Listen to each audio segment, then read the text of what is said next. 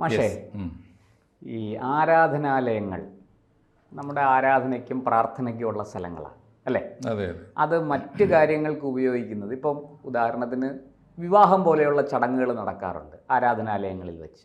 അതിൽ തെറ്റൊന്നുമില്ല, മനുഷ്യജീവിതമായിട്ട് വളരെ ബന്ധപ്പെട്ട് നിൽക്കുന്ന ഒരു കാര്യമാണ്.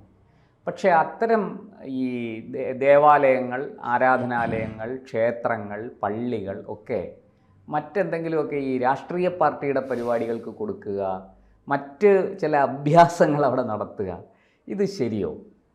ഇതിനകത്തൊരു തെറ്റില്ലേ?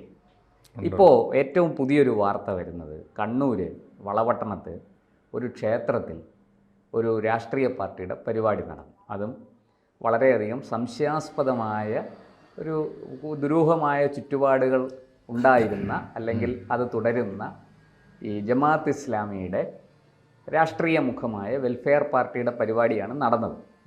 അത് വലിയ പ്രതിഷേധവും വലിയ ചർച്ചയും വലിയ വിവാദങ്ങളും ഒക്കെ ആയി സമൂഹത്തിൽ സ്പർദ്ധ ഉണ്ടാക്കാൻ ഒരുപാട് സമയം വേണ്ടല്ലോ. അപ്പോൾ എന്തായാലും ഹിന്ദു ഐക്യവേദിയൊക്കെ രംഗത്ത് വന്ന് പ്രതിഷേധിച്ചതിൻ്റെ ഫലമായിട്ട് ആ ക്ഷേത്ര കമ്മിറ്റി, പുനരുദ്ധാരണ കമ്മിറ്റിയെ തന്നെ അങ്ങ് പിരിച്ചുവിടേണ്ടി വന്നു. അതിൻ്റെ ട്രസ്റ്റ്, അതിൻ്റെ എനിക്കൊന്നിനത് ദേവസ്വം, മലബാർ ദേവസ്വത്തിൻ്റെ ആണെന്ന് തോന്നുന്നു ക്ഷേത്രം. എന്താണ് മാഷേ അതിനെക്കുറിച്ച് അങ്ങേക്ക് അഭിപ്രായം? ഇത് വളപട്ടണം, ഞാൻ ക്ഷേത്രത്തിൻ്റെ പേര് പറയാം, വളപട്ടണം കളരിവാതുക്കൽ ഭഗവതി ക്ഷേത്രം. അതാണ് ക്ഷേത്രത്തിൻ്റെ പേര്. അല്ല, എനിക്ക് പരിചയമുള്ള സ്ഥലമാണ്. പക്ഷേ ഈ വിഷയത്തിലൊരു നിലപാടെടുക്കേണ്ടവർ ആരൊക്കെയാണ്? ഒന്ന്, ഗവൺമെൻറ്റിന് ഒരു നോംസ് എടുക്കാം. അതെ. ദേവസ്വം ബോർഡുകൾക്കൊരു തീരുമാനമെടുക്കാം. 3, അതാത് പ്രദേശത്തെ ക്ഷേത്ര കമ്മിറ്റികൾക്കും തീരുമാനമെടുക്കാം. തീരുമാനമെടുക്കുമ്പോൾ പരിഗണിക്കാവുന്ന മാനദണ്ഡങ്ങൾ എന്താണ്? ഒന്ന്, ഇപ്പോൾ ഹിന്ദു ദേവാലയമാണെങ്കിൽ ആ ക്ഷേത്രവുമായി ബന്ധപ്പെട്ട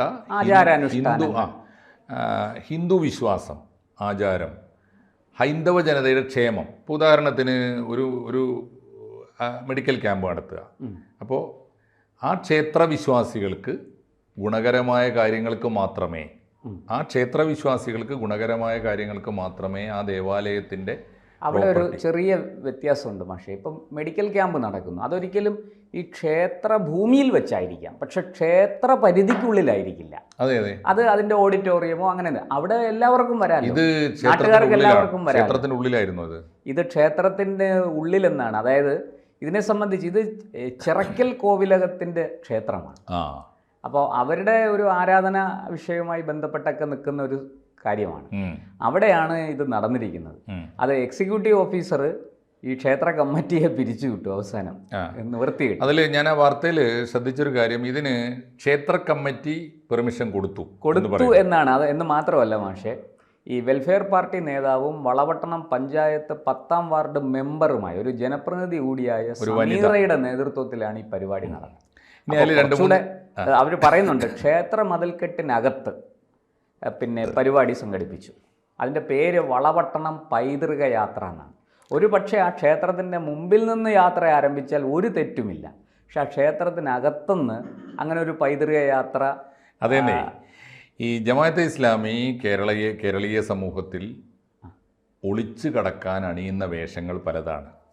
അതിൻ്റെ ഒടുവിലത്തൊരു ചിത്രമായിട്ട് ഇതിനെ കാണാം. പക്ഷേ ഇതിനകത്തൊരു പരിമിതി എന്താണെന്നറിയോ? ഇപ്പോൾ ക്ഷേത്ര കമ്മിറ്റി നാട്ടിലെ രാഷ്ട്രീയ പാർട്ടികൾക്കൊന്നും പരിപാടികൾക്ക് ക്ഷേത്രമുറ്റമോ ക്ഷേത്ര മൈതാനമോ ക്ഷേത്രത്തിൻ്റെ പ്രോപ്പർട്ടിയോ അനുവദിക്കുകയില്ല എന്ന് തീരുമാനിച്ചാൽ പ്രശ്നം പരിഹരിക്കാം. അതൊന്ന് ഒരു വഴി. രാഷ്ട്രീയ പാർട്ടികൾക്ക് അനുവദിക്കാം എന്ന് പറഞ്ഞാലുള്ള കുഴപ്പം എന്താണെന്നറിയാം? രാഷ്ട്രീയ പാർട്ടികൾക്ക് അനുവദിക്കുകയില്ല എന്ന് പറയുമ്പോൾ കണ്ണൂരാണ്, വളപട്ടണമാണ് ആദ്യം പിണങ്ങുന്നത്. CPM ആണ്.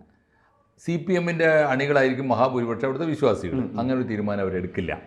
അപ്പോൾ രാഷ്ട്രീയ പാർട്ടികൾക്കും ആവശ്യം വരുമ്പോൾ അനുവദിക്കാം, അവരുടെ സമ്മേളനങ്ങൾക്ക്, അവരുടെ പ്രദർശനങ്ങൾക്ക്, അവരുടെ ഉത്സവങ്ങൾക്ക്. അങ്ങനെ ഉണ്ടല്ലോ, DYFI സമ്മേളനം കൊടുക്കേണ്ടി വരും.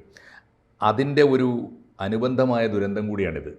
രാഷ്ട്രീയ പാർട്ടികൾ നമ്മൾ പറഞ്ഞാൽ ഓർക്കേണ്ട ഒരു കാര്യം എന്ന് വെച്ചാൽ, രാജ്യത്ത് SDPI രാഷ്ട്രീയ പാർട്ടിയാണ്. അവൻ്റെ അമ്മ പോപ്പുലർ ഫ്രണ്ടാണ്. Popular front, campus front, women's front, ഇത് 3ഉം ഇന്ത്യയിൽ നിരോധിക്കപ്പെട്ട ആണ്. പക്ഷേ ഇവരുടെയൊക്കെ മക്കളാണ് ഈ സാധനങ്ങൾ. അവരുണ്ടാക്കിയ രാഷ്ട്രീയ പാർട്ടിക്ക് ഭരണഘടനാ അനുസൃതമായി ഇലക്ഷൻ കമ്മീഷൻ്റെ അംഗീകാരമുണ്ട്. SDPI ഹർജിയുമായിട്ട് വരുമ്പോൾ ഇത് നിങ്ങൾക്ക് പറ്റില്ല എന്ന് പറയാൻ പറ്റില്ല. അതാണ് അവരുടെ പരിമിതി. അതുകൊണ്ട് ആ ക്ഷേത്രം കുടുങ്ങിപ്പോയതായിരിക്കും, ക്ഷേത്ര കമ്മിറ്റിക്കാരെ കുടുങ്ങിപ്പോയത്. ഇനി രണ്ടാമത്തെ കാര്യം, ഇപ്പോൾ ജമാഅത്തെ ഇസ്ലാമി എന്ന് പറഞ്ഞ ആരെങ്കിലും വന്നാൽ നിങ്ങൾക്ക് കൊടുക്കാതിരിക്കാം. അങ്ങനെ വിലക്കുള്ളടത്ത് അംഗീകാരം നേടാനാണ് വെൽഫെയർ പാർട്ടി. ഇനി അതിൻ്റെ വേറൊരു തട്ടിപ്പ്, ക്ഷേത്രത്തിനകത്ത് കയറാനുള്ള തട്ടിപ്പ്. ക്ഷേത്രത്തിനകത്തെ പുണ്യസ്ഥലങ്ങൾ തന്നെ ഉപയോഗിക്കാനുള്ള തട്ടിപ്പാണ് പൈതൃക സംരക്ഷണം. ഇസ്ലാമിക രാഷ്ട്രം വരാൻ കഷ്ടപ്പെടുന്നവർ സമർത്ഥമായിട്ട്, അതൊരു വലിയ പബ്ലിസിറ്റി ആയിരിക്കും. കാരണം എന്താ വെച്ചാൽ ഈ വാർത്തയിൽ ഞാൻ കണ്ടത് അത് വ്യാപകമായി ഉപയോഗിച്ചു എന്നാണ്. കാരണം ഈ വളപട്ടണത്തെ കളരിവാതുക്കൽ ക്ഷേത്രത്തിനകത്ത് നിന്ന് വെൽഫെയർ പാർട്ടിയുടെ പൈതൃക സംരക്ഷണ യാത്ര എന്തോ പരിപാടിയാണ്. അവിടെ കയറിയതിൻ്റെ പടം, ക്ഷേത്രത്തിൻ്റെ അകത്തെ ചിത്രങ്ങളടക്കം കൊടുക്കുക, പബ്ലിസിറ്റിക്ക് ഉപയോഗിക്കും. എന്താണ്? ഇന്ത്യയുടെ ക്ഷേത്ര സംസ്കാരം ഉൾപ്പെടെയുള്ള പൈതൃകം. ഞങ്ങൾ ചിറക്കൽ രാജവംശത്തിൻ്റെ ക്ഷേത്രമായിരിക്കും. ആ രാജവംശത്തിൻ്റെ പൈതൃക കാലത്തെ എല്ലാ കേന്ദ്രങ്ങളും ഇവർ പോയിട്ടാണ്. ഞാൻ ഊഹിക്കുകയാണ്, ഞാൻ പ്രോഗ്രാമൊന്നും കണ്ടില്ല. എനിക്ക് ജമാഅത്തെ ഇസ്ലാമി അറിയാവുന്നതുകൊണ്ട് ഇതൊക്കെയാണ് ഇവരുടെ നമ്പർ. അപ്പോൾ അത്തരം കേന്ദ്രങ്ങളിലൊക്കെ പോകും. എന്നിട്ട് പാവം ഹിന്ദുവിൻ്റെ മനസ്സിൽ ഈ ചിത്രം ഉണ്ടാക്കും. കണ്ടോ, നമ്മുടെ ക്ഷേത്രങ്ങളുടെ പൈതൃകമൊക്കെ പറയുന്നത് ആരാ? ഈ വെൽഫെയർ പാർട്ടിയാണ്. അത് കൊള്ളാമല്ലോ എന്നും മനുഷ്യന്റെ മനസ്സിൽ ചിന്തയുണ്ടാക്കുന്ന. അപ്പുറത്ത് ഈ പറയുന്ന BJPയോ കോൺഗ്രസോ ഒന്നും അങ്ങനെ, അല്ലെങ്കിൽ CPMോ ഒന്നും അങ്ങനെ ഒരു പരിപാടി ചിലപ്പോൾ സംഘടിപ്പിക്കില്ല. അവർക്ക് അങ്ങനെ ഒരു കപടമായ പൈതൃക സംരക്ഷണത്തിന് ആവശ്യം ഉണ്ടാവില്ല. ഇതാരാണ് പറയുന്നതെന്ന് ഓർക്കണം. അമുസ്ലിങ്ങളായ ക്രിസ്ത്യാനികളുടെ ഭരണം പോയിട്ട് അമുസ്ലിങ്ങളായ ഹിന്ദുക്കൾക്ക് ഭരണം ഏൽപ്പിച്ചു കൊടുക്കുന്ന ഏർപ്പാടാണ് സ്വാതന്ത്ര്യമെന്നും അതുകൊണ്ട് സ്വാതന്ത്ര്യ സമരത്തിൽ പങ്കെടുക്കുന്നത് ഹറാമാണെന്നും പറഞ്ഞ പാർട്ടിയാണ് ജമാഅത്തെ ഇസ്ലാമി. ഇന്ത്യയിൽ ജനാധിപത്യ ഭരണം എന്ന് പറഞ്ഞാൽ ഹിന്ദുവിൻ്റെ ഭരണമാണ്. അതുകൊണ്ട് തന്നെ അത് അനിസ്ലാമികമായ ഭരണമാണ്. ആ ഭരണകൂടത്തിന് വോട്ട് ചെയ്യാൻ പാടില്ല, ആ ഭരണകൂടത്തിലേക്ക് മത്സരിക്കാൻ പാടില്ല, ആ ഭരണകൂടത്തിൻ്റെ വിദ്യാഭ്യാസം വേണ്ട, ആ ഭരണകൂടത്തിൻ്റെ ഉദ്യോഗം വേണ്ട, ആ ഭരണകൂടത്തിൻ്റെ ഒരാനുകൂല്യവും വേണ്ട എന്ന് പറഞ്ഞ പാർട്ടിയാണ്. വെച്ച് നോക്കൂ. അപ്പം അങ്ങനെ ഒരു നാട്ടിലെ ബഹുസ്വര സംസ്കാരത്തെ അംഗീകരിക്കാൻ ഒരിക്കലും കൂട്ടാക്കാത്തവരുടെ 10-75 കൊല്ലം കഴിഞ്ഞിട്ട്, ഇന്ത്യക്ക് സ്വാതന്ത്ര്യം കിട്ടിയിട്ട് 10-75 കൊല്ലം കഴിയുമ്പോൾ നടക്കുന്ന ഒരു സൂത്രമാണിത്. ഈ സൂത്രത്തെ മറികടക്കാനുള്ള വകുപ്പ് എന്താണ് എന്ന് എല്ലാവരും ആലോചിക്കണം. ക്ഷേത്ര കമ്മിറ്റികൾക്ക് ഇനിയും, കാരണം ക്ഷേത്ര കമ്മിറ്റി എന്ന് പറഞ്ഞാൽ നമ്മുടെ ദേവസ്വം ബോർഡുകളാണ് നടത്തുക. ഇപ്പോൾ തിരുവിതാംകൂർ തൊട്ട് മലബാർ വരെയുള്ള വിവിധ ദേവസ്വം ബോർഡുകളുണ്ട്. ദേവസ്വങ്ങൾ തീരുമാനം എടുക്കുമ്പോൾ അവരുടെ മുമ്പിലുള്ള പ്രതിസന്ധി ഞാൻ പറയുന്നത്, രാഷ്ട്രീയ പാർട്ടികൾ കൊടുക്കൂല എന്ന് പറഞ്ഞാൽ നമ്മുടെ ഭരണകൂടം എപ്പോഴും ഭരണകൂടമാകാൻ ഇടയുള്ള പാർട്ടികളൊക്കെ പിണങ്ങും. കോൺഗ്രസ് പിണങ്ങാം, BJPയും പിണങ്ങാം, അവർക്കും. അപ്പോൾ രാഷ്ട്രീയ പാർട്ടികൾക്ക് കൊടുക്കൂല എന്ന് പറയാം. BJP കൂടുതൽ അവകാശവാദം ഉന്നയിക്കും. ഞങ്ങൾ ഹിന്ദുത്വ പാർട്ടിയാണ്, അതുകൊണ്ട് ഞങ്ങൾക്ക് തരണം, തന്നേ പറ്റൂ. അപ്പോൾ ആ പ്രതിസന്ധി ഉണ്ടാവും. രണ്ടാമത്തെ ഒരു പ്രതിസന്ധി അതാണ്, രാഷ്ട്രീയ പാർട്ടികൾക്കിടയിൽ വിവേചനം പാടില്ല, അല്ലെങ്കിൽ മതരാഷ്ട്രീയ പാർട്ടികൾക്ക് കൊടുക്കേണ്ടെന്ന് തീരുമാനം. അത് പറയാൻ പറ്റുമോ? ദേവസ്വം പറയാൻ പറ്റില്ല, കാരണം ഒരു പ്രത്യേക മതത്തിന്റെ ആരാധനാലയമാണല്ലോ. അപ്പോൾ പിന്നെ ചെയ്യാൻ പറ്റിയത് ഞാൻ നേരത്തെ പറഞ്ഞൊരു കാര്യമാണ്, ഈ പർപ്പസ് എന്താണെന്ന് നോക്കുക. അങ്ങനെ വന്നാലും പെട്ടുപോകും. ഹൈന്ദവ സാംസ്കാരിക പൈതൃകം സംരക്ഷിക്കാൻ SDPIക്കാരനോ വെൽഫെയർ പാർട്ടിക്കാരനോ വന്നാൽ ഞങ്ങളെ ഹൈന്ദവ സംസ്കാരം എങ്ങനെ പറയും? ഇതൊരു വലിയ പ്രതിസന്ധിയാണ്. പക്ഷേ അങ്ങനെ ഒരു പേരിട്ടാൽ മതിയല്ലോ, ഹൈന്ദവ പൈതൃക സംരക്ഷണ യാത്ര. വളരെ സിമ്പിളല്ലേ? അവിടെ വേണമെങ്കിൽ ഹൈന്ദവ സംസ്കൃതിയെ മുഴുവൻ ചീത്തയും പറയാം. അല്ലെങ്കിൽ ഈ ഫോട്ടോ കാണിച്ചിട്ട് പുറത്ത് വേറൊരു രീതിയിൽ പ്രചരിപ്പിക്കാം.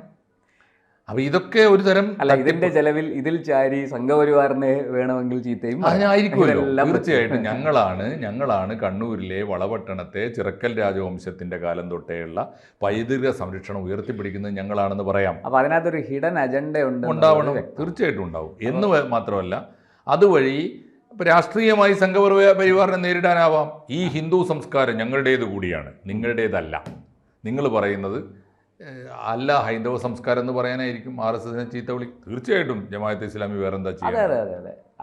അവർക്ക് എന്നും RSS എതിരാളിയായിട്ട് നിന്നാൽ മാത്രമേ അവർക്കും വളർച്ചയുള്ളൂ എന്നാണ് അവരുടെ പക്ഷം. അത് തന്നെയാണല്ലോ, അത് തന്നെയാണ്. അതിൽ കൗണ്ടർ പാർട്ടാണല്ലോ. വേറെ എന്താ അവർക്ക് എതിർക്കാനുള്ള രാഷ്ട്രീയം?